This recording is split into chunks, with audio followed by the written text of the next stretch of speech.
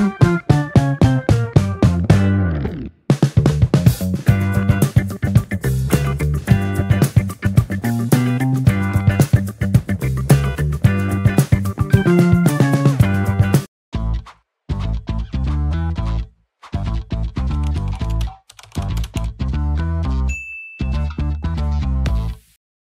amazing people and welcome back to my YouTube channel. So today is January 12, 2025 and 5 AM pa lang. Sobrang aga ng call time namin ngayon. Dahil ngayon guys, tayo ay pupunta sa Nusa Penida Tour. So isa to sa mga tour na talagang nilulook forward to namin na mapuntahan at magawa dito sa Bali, Indonesia. Dahil sa napakaganda na mga locations na mapupuntahan. Pero unfortunately, isa sa mga locations is may problema sa road. Kaya hindi kami makakapunta dun sa Crystal Beach. Pero may mga iba pa namang location. So, exciting pa rin today. At it's gonna be a long day today dahil magbabiyahe kami from Bali Island to Nusa Penida Island or to Penida Island. So, ano pang hinihintay nyo guys? Samahan nyo kami. So guys, ayan. Naglalakad kami ngayon papunta dun sa binook naming Gojek. Gojek is like Grab here. Medyo mas mura lang ng konti. Papunta dun sa pick-up point. Kasi hindi kami pipick upin dito mismo sa hotel. May certain pick-up points lang yung susundo. So ngayon, nag-book kami ng Gojek. Buti na lang may nag-accept. So mag-aabang na kami dito sa baba para hindi na mahirapan yung Gojek. So guys, nandito na kami sa loob ng Gojek. Papunta na sa Coco Supermarket. Doon yung pick up point kapag galing kayo sa Ubud. Tapos nagbook kayo ng Nusa Penida Tour via Klook. Doon yung meet up point sa Coco Supermarket. So doon kami pupunta ngayon. And yan, sana lumiwanag na para makita namin yung view. Okay guys, so nandito na kami sa Coco Supermarket guys. Tandaan nyo to Itong Coco Supermarket, ito yung paligid niya. Sa may Monkey Forest Ubud. So dito namin iintay or dito pipick upin nung shuttle service papunta dun sa port Nusa Penida. So wala pa yung shuttle, medyo nauna kami ng konti, which is good lang para hindi naman sobrang nagmamadali. Tapos guys, sa Gojek, make sure nyo lang may exact change kayo kasi syempre mahirap na magsukli sa kanila. So ang fare namin from Ubud Bakong Ubud to here is 31,000 rupiah pero 32 yung binayad namin. So okay lang din naman. So wait na lang natin yung shuttle. Guys, ito na pala yung sundo namin. Naunang pala siya talaga dito. Kala lang namin bus. Hindi pala, sasakyan lang. So ayan yung iniintay na lang yung mga ibang kasama guys. So habang iniintay natin yung mga kasama namin guys, share ko lang din. May dala kaming packed breakfast. May kasama na kasing breakfast yung binook naming room sa Bakong Ubud. So pinak na lang nila at ready na siya nung pagbaba namin. Ayan siya. Puro bread, tapos may banana, tapos may boiled eggs, tapos toast. So medyo magulo na lang yung packaging pero ito yung breakfast namin. So guys, umalis na rin tong aming service. Ang next namin pupuntahan na is yung port na. Yung papunta sa boat ride. Okay guys, so after 45 minutes na biyahe na umulan ng malakas pa, nandito na kami ngayon sa Sanur Harbor at hindi na pumarada lang yung aming driver tapos ihahatid niya kami doon sa papunta sa may port, sa may boat area. So yun yung next step. So guys, dito kami dinila nung aming driver. Dito yata kami mag-iintay. Ganda ng coffee shop. Ang pangalan is A-Wake Coffee and Eatery. Okay, can we order? Okay, thank you. Ayan, ito yung menu guys. So, may mga croissant 65k with coffee na.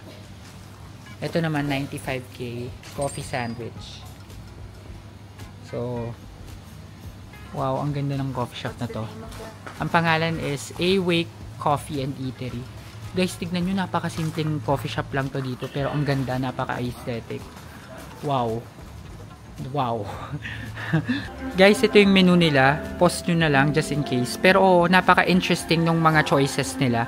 So, bibili ako ng smoothie guys para sa umagang ito para magkalakas. Yan, siguro yung triple berry na lang. Or yung banana lotus. Ayan, yung may Biscoff. Yun na lang. So guys, dumating na yung order natin na banana lotus smoothie for 50 rupiah.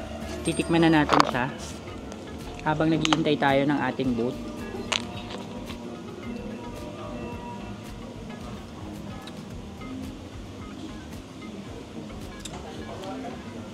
Ang sarap guys. Hindi masyadong lasa yung Lotus, pero refreshing siya, lalo pag umaga. Diba, kailangan ng smoothie for energy. So I would rate this 8.5 out of 10. So, tara guys, kain muna. A few minutes later. So ayan na guys. Sinusundan natin si Kuya papuntang harbor. Tapos lalangoyin na natin papuntang Nusa Penida.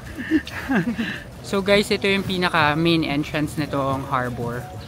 Ayan, pag nakita nyo to, ayan na yun, pipila na tayo dyan. Pero susundan lang natin itong ating tour guide. Ayan. Okay guys, so nandito na tayo sa loob ng port. Dire-diretso lang pala, hindi pala kami pipila. Ayan, diretso lang daw. Wear the necklace daw. May bibigay sa inyong ganyan guys, yung ticket tsaka necklace. Or parang ID. Yan, suot lang natin. Para alam nilang may ticket na kayo. Tapos, i-scan nila dito yung ticket guys.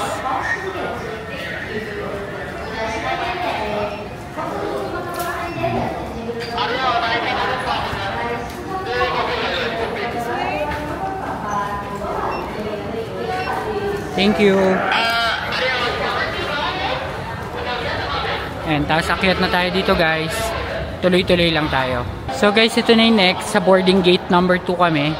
I-scan lang ulit nila or i-check lang ulit nila yung tickets. And thank you. Ayun lang, lumakas na yung ulan.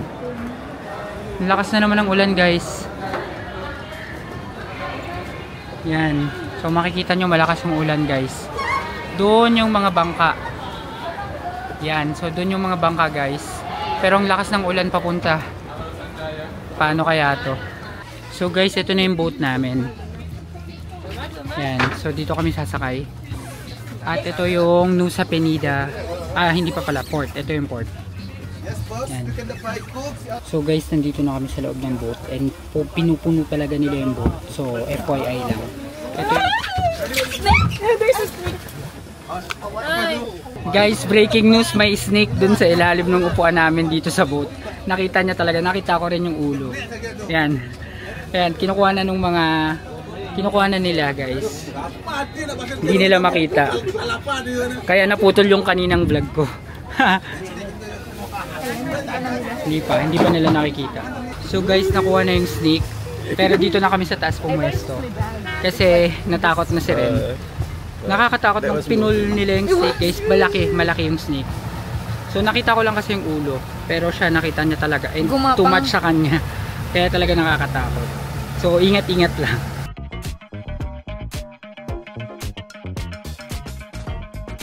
Okay guys, so after 45 minutes of boat ride, nandito na kami sa port ng Penida.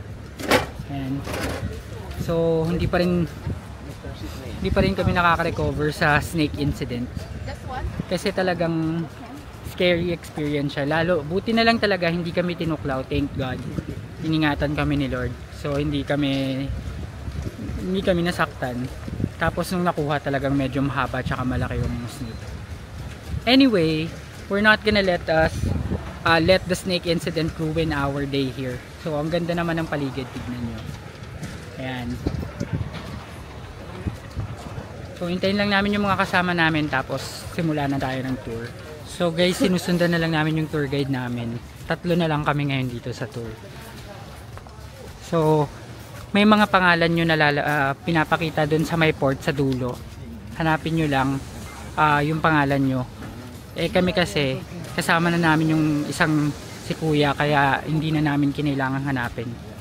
Nakita na kami agad. Okay guys, so update lang. Ang una naming magiging destination is Angel de Labong Beach. So dun tayo pupunta ngayon. So guys, nandito na kami sa sasakyan and FYI lang guys, medyo paliko-liko yung daan dito. So kung biyahilo kayo, magbaon kayo ng Bonamin para sure na hindi kayo mahihilo. Yun, meron kasi kami nabili dito ang pangalan Antimo. Yun yung parang Bonamin nila. Sandali lang guys. Napansin ko na karamihan sa mga nanonood ng AJTV Amazing Travels ay hindi pa nakasubscribe sa channel na ito. Malaking tulong para sa akin na maipagpatuloy ang paggawa ng mga videos na ito kung magsusubscribe kayo. Kaya ano pang hinihintay ninyo? Subscribe na. Now back to the video. So guys, nandito na kami sa first destination namin, which is Angel Bilabong Beach. Napaka grabe yung ride dito. Nakakahilo, lubak-lubak, tapos paikot-ikot. So talagang magbaon kayo ng Bonamin kasi may hilo talaga kayo. Almost bumaliktad din yung sikmura ko, pero buti na lang di naman ako nasuka. Tapos malakas yung ulan, kaya kailangan careful din kayo kapag pupunta kayo dito, lalo kapag mga ganitong panahon. So ito guys yung bandang itaas pa niya. Yan, makikita nyo malakas yung ulan. Dito sa unahan may mga tindang mga raincoat, umbrella, saka mga kung ano-ano pa. So susundan lang natin sila. Yan, buti na lang may dala kaming payong. May mga pinapahiram din na payong yung mga tour guide. So ayan na yun, dyan yun. So dire-diretso lang muna tayo dito. So ayan guys, may mga picture taking spots din dito. Tapos ayan yung pinaka Angel Bilabong Beach. Bilabong ba o Bilabong? Bilabong sabi nila, pero parang Bilabong. Ayan, so dun tayo sa kabilang side pupunta guys para makapag-take ng pictures. Ito yung beach mismo. Ganda pa rin guys, kahit umuulan ma-appreciate mo pa rin yung view. Yan, so careful lang sa paglalakad kasi pababa siya talaga. Ayan yung beach guys. So guys, yan yung magiging pathway natin papunta doon yung banda guys. Okay, so doon tayo guys, doon sa may mga tao na doon. Ayan, ingat lang. So guys, andito na tayo sa medyo baba, malapit na tayo sa Angels Bilabong mismo.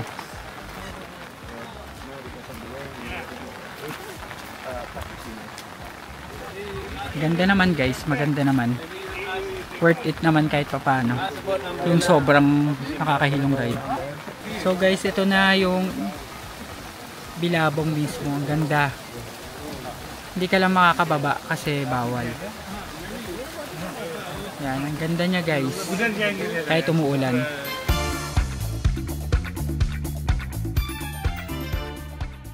So guys, nagpicture lang kami dito, syempre dahil dito na rin kahit umuulan, dead man ah. Dadalhin ko lang kayo dito sa banda dito guys, para makita nyo lang dun. Ayan, so dito, ayan, ito yung mismong Instagrammable part ng Angels Bilabong. Ayan, so may mga iba na pumupunta pa dun sa may bandang dulo, pero hindi na ako pupunta dyan kasi maliit lang yung payong ko. So okay naman to, I'm good here. Maganda siyang napuntahan. Yan, so pwedeng umakyat dito guys, may akyatan dito. Tapos may parang restaurant sa dulo. Tapos ito na mismo yung dulo niya. Ayan, Angels Bilabong Beach. Mag-ingat lang talaga kayo guys pag pupunta kayo dito. Kahit sabihin mong walang ulan kasi patusok yung mga bato. So ingat lang. So guys, we are good here na sa Angels Bilabong Beach. Pupunta na kami sa next destination. So paakyat na ulit. Guys, agad-agad pala second destination na Broken Beach. Ito yun. Ang ganda. Ayan guys, ang Broken Beach. Nasa likod lang to ng Angels Bilabong. Ang ganda no? Pero parang walang makakababa. You can go around. Ayan, so ang ganda lang guys. Tsaka blue yung tubig. Kitang-kitang may ilalim from here. Ayan, zoom ko. Ayan. Kitang-kita mo yung ilalim guys. Ang ganda. So guys, nandito kami sa magandang spot para kitang-kita yung Broken Beach. Ayan, so nakikita nyo naman. Ganyan yung spot and ganyan yung view. So dead man na sa ulan guys, basta nakapag-picture na maganda dito. Kasi nandito na rin naman kami. Yan, picture lang muna.